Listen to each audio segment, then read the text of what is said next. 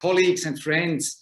I would like just to make 3 points in reaction to the summit that Biden was invited for. First, I think it was really a very positive signal to have the US back with commitment and with engagement.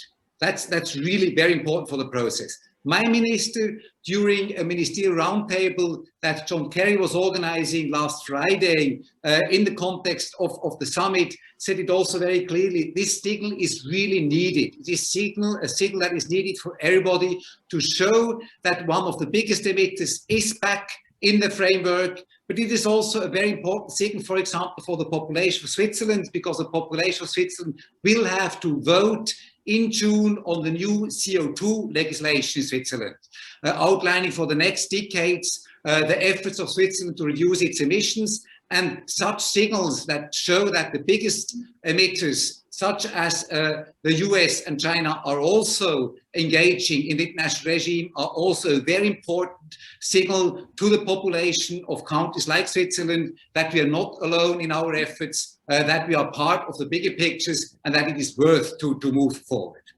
Second, I think it is also a very positive signal to see again the cooperation between the US and China taking place towards a good outcome in Glasgow. That is very positive, but at the same time, I think it is also important to underline that we cannot leave the solution of the climate change problem to the two biggest emitters. We will also need engagement of the small countries like Switzerland, which is responsible for less than 0.1%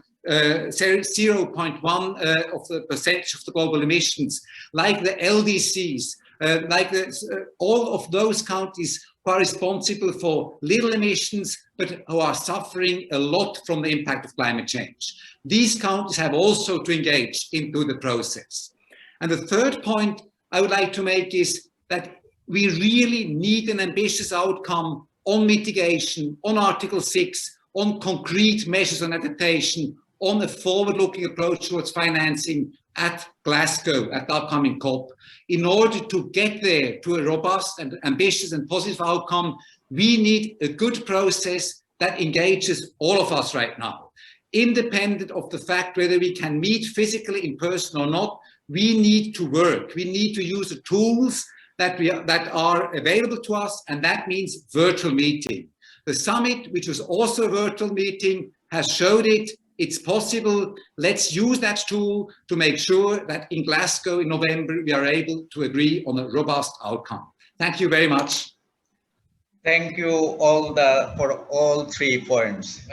Well taken. I think you said that too, but you didn't mention loss and damage, which is also a great concern of least developed countries and also small island developing states and other developing vulnerable countries. Zahir Fakir. Do you want to comment on that as well? Yeah, I'm happy to comment on it. Okay. I think that is also something that will be discussed. I think we have the review of the different machinery that has been in place in Warsaw. International, yeah. An important success of Warsaw, and we have to make sure that this machinery is working, that is delivering, and that it is addressing that huge challenge that loss and damages are posing. But we have to make the machinery work before just changing the machinery again. Thank you. I think you can join again. If you can have your meeting over, then you can return back, do that like United States. Thank you. Zahir. Thanks a lot.